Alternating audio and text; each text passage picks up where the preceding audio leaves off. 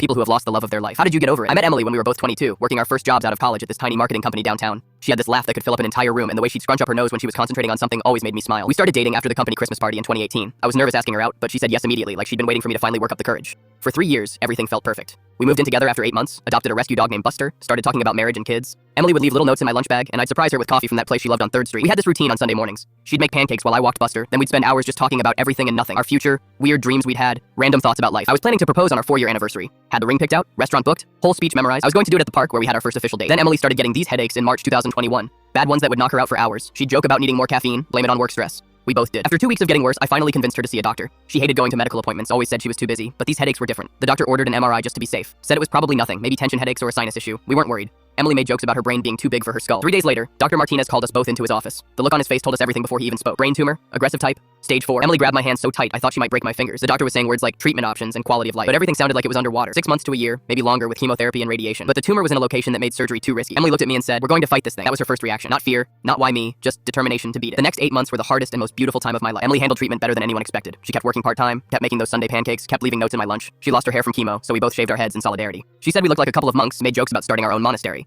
We got married in her hospital room in October, 2 days after her 26th birthday. Just immediate family, the chaplain, and about 15 flowers Emily's mom brought from their garden. Emily wore the simple white dress she'd ordered online. She looked absolutely radiant, even with all the medical equipment around us. When she said her vows, there wasn't a dry eye in the room. "I promise to love you in whatever time we have left, whether it's 6 months or 60 years. Every single day is a gift when I get to spend it with you." She made it through Thanksgiving, through Christmas, almost to New Year's. The last month was really rough. The headaches came back worse than ever, and she started having trouble with her memory and coordination. Emily died on January 15th, 2022. I was holding her hand. Her mom and sister were there. She just closed her eyes during her afternoon nap and never woke up. The grief was unlike anything I'd ever experienced. It felt like someone had carved out part of my chest and left this gaping hole that hurt every time I breathed. For months, I couldn't sleep in our bed. Couldn't look at photos of us. Couldn't even walk past that coffee shop on 3rd Street without falling apart. Everyone kept saying I needed to move on and start dating again. Like Emily was just some girlfriend I'd broken up with, not the person I'd planned to spend my whole life with. The turning point came about a year after she died. I was cleaning out her closet, finally ready to donate her clothes when I found a letter she'd written me. Hidden in her jewelry box with a note that said, "Open when you're ready to live again." In the letter, she told me how much our time together meant to her. How grateful she was for every Sunday morning, every terrible joke I'd tell, every time I'd bring her soup when she wasn't feeling well. But the part that really got to me was the end. She wrote, "I need you to promise me something. Don't spend the rest of your life mourning what we lost. Celebrate what we had. Find someone who makes you laugh the way I did. Love them with the same intensity you loved me. That's how you honor what we had together." Reading that letter, I realized I'd been so focused on keeping Emily's memory alive that I'd stopped actually living. She wouldn't want me sitting alone in our apartment for the next 50 years, refusing to let anyone else in. So I started small. Went back to Sunday morning pancakes just for myself. Started taking Buster to new parks. Eventually, I began hanging out with friends again instead of making excuses to stay home. It took 2 more years before I was ready to even think about dating. When I met Lisa at a friend's barbecue last summer, I almost didn't give her my number. Felt like I was betraying Emily somehow. But then I remembered that letter. Emily wanted me to find happiness again. She wanted me to love someone new,